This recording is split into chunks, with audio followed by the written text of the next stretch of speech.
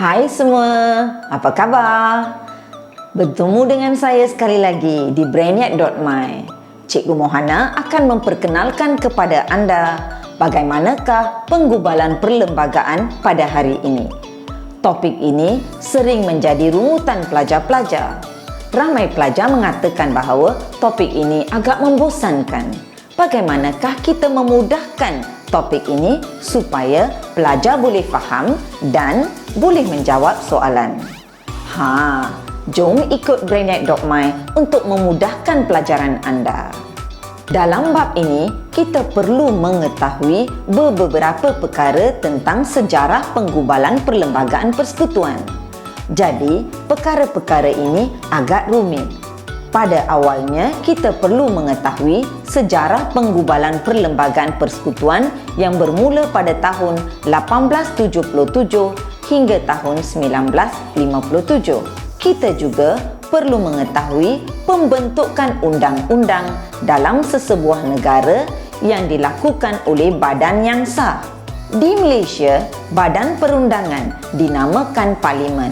Sejak negara mencapai kemerdekaan, ahli-ahli parlimen memainkan peranan meminda perlembagaan bagi menegakkan kedaulatan negara. Sebagai rakyat, kita perlu menghargai jasa pemimpin yang berusaha untuk mengekalkan kedaulatan negara. Isi kandungan yang telah cikgu sebutkan satu demi satu tadi adalah apa yang akan kita belajar dalam bab ini. Kita perlu mengetahui secara mendalam bagaimanakah perlembagaan persekutuan digubal. Untuk itu, cikgu telah menyediakan beberapa gambar rajah untuk memudahkan pemahaman anda. Ya, gambar rajah yang pertama tertera pada skrin. Mari kita lihat skrin sekarang. Gambar rajah ini memudahkan pemahaman kita daripada huraian buku teks tadi. Apakah perlembagaan? Dalam gambar rajah ini, cikgu telah menyatakan bahawa kita perlu mengetahui dua perkara. Apakah perlembagaan dan bagaimanakah perlembagaan mula ditulis? Ingat pelajar, perlembagaan adalah usaha pemimpin tempatan untuk melindungi rakyat dan seterusnya mengekalkan kedaulatan negeri atau negara dari penjajah. Faham konsep yang cikgu cakapkan tadi? Melindungi hak rakyat, satu perkara. Kedua, mengekalkan kedaulatan negeri atau negara. Dua perkara ini adalah asas kepada pembentukan perlembagaan negara kita.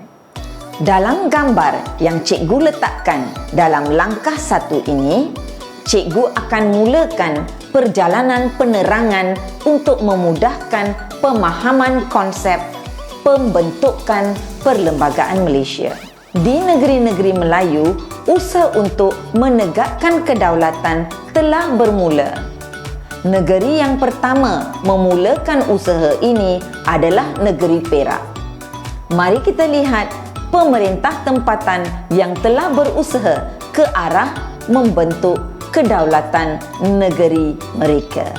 Pembentukan undang-undang di negeri Melayu dimulai oleh Majlis Negeri Perak pada tahun 1877. Gambar pada muka surat 25 buku teks anda menunjukkan bahawa pemimpin tempatan berusaha untuk mengekalkan kedaulatan daripada penjajah.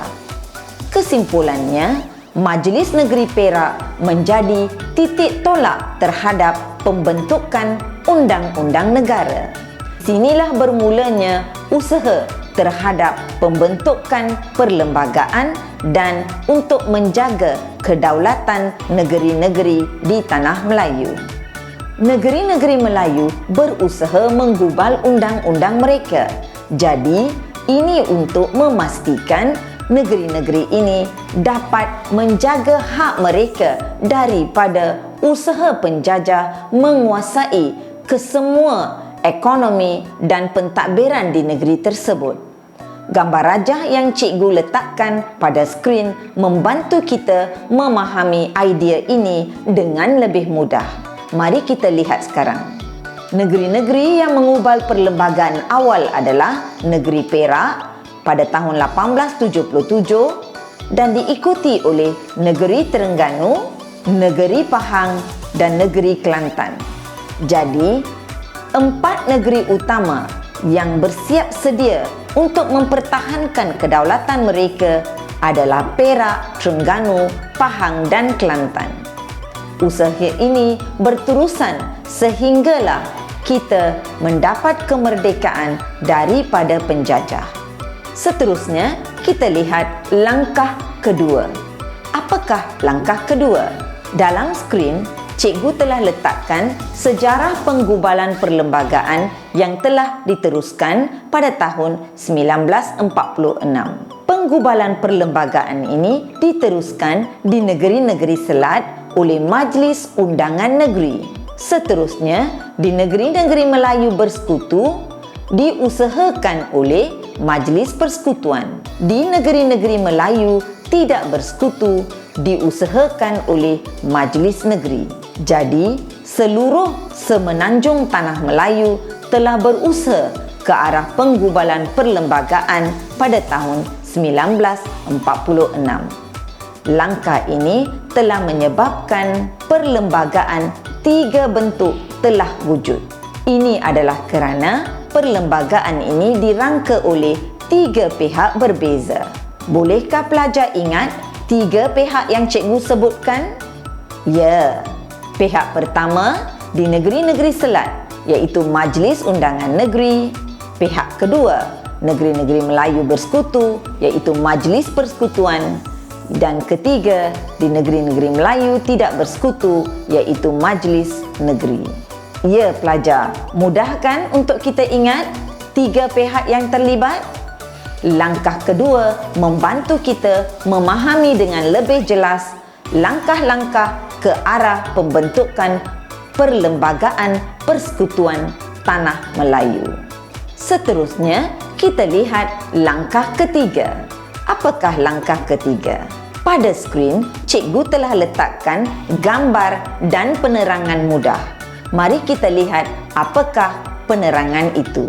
Perlembagaan Persekutuan telah diwujudkan pada tahun 1946. Pada tahun 1946, Perjanjian Persekutuan 1948 menjadi titik penting dalam pembentukan persekutuan yang terdiri dari negeri-negeri Melayu, Melaka dan Pulau Pinang.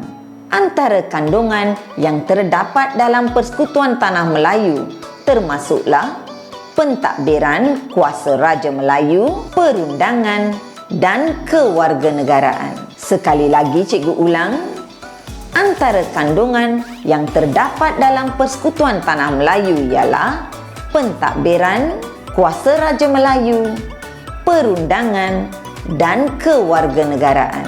Kesimpulannya, perlembagaan sudah mula terbentuk dalam langkah 3.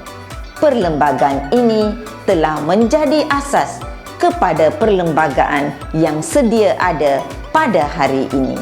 Langkah 1, 2 dan 3 telah menunjukkan bahawa negara kita telah bergerak setapak demi setapak untuk mencapai perlembagaan dan kedaulatan yang dinanti-nantikan.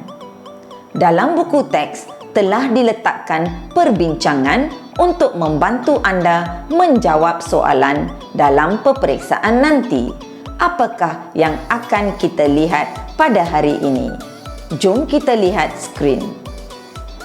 Di muka surat 27 buku teks anda telah diletakkan 5 perkara utama dalam Perjanjian Persekutuan 1957. Pertama, mewujudkan kerajaan persekutuan yang kukuh. Kedua, menjamin kedudukan Raja-Raja Melayu. Ketiga, kedudukan istimewa orang Melayu dan kepentingan sah kaum lain. Keempat, Parlimen mengandungi 2 dewan iaitu Dewan Rakyat dan Dewan Negara. Dan kelima, kewarganegaraan yang sama. Pelajar-pelajar, soalan-soalan yang boleh keluar dalam bahagian ini sudah pasti akan menyentuh unsur-unsur yang cikgu sebutkan tadi. Persekutuan yang kukuh, agama resmi, hak rakyat, hak masyarakat Melayu. Semua ini adalah sudah semestinya soalan-soalan yang akan pelajar tempuhi pada masa peperiksaan nanti. Dalam video seterusnya, cikgu akan membantu pelajar untuk berbincang tentang soalan-soalan yang boleh keluar dalam bab ini. Sebelum kita berpisah pada hari ini, cikgu ingin sampaikan satu perkara utama tentang Perlembagaan Tanah Melayu. Perlembagaan Persekutuan 1957 ini bermodelkan Westminster, iaitu satu model dari negara England. Memandangkan negara kita mempunyai asas perundangan bertulis, maka hal ini banyak membantu Malaysia menggubal perlembagaan bertulis.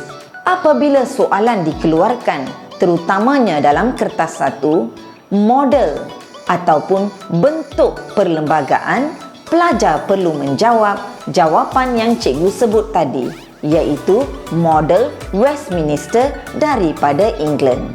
Jadi, dengan mudah pelajar boleh memahami dan menjawab soalan-soalan jika pelajar mengikuti Brainiac.my. Pelajar, tak kenal maka tak cinta. Jika pelajar mengenali video-video Brainiac.my, tentulah pelajar akan mencintai subjek sejarah bersama Cikgu Mohana. Okey, kita berjumpa lagi dalam video seterusnya. Salam sayang dari Cikgu.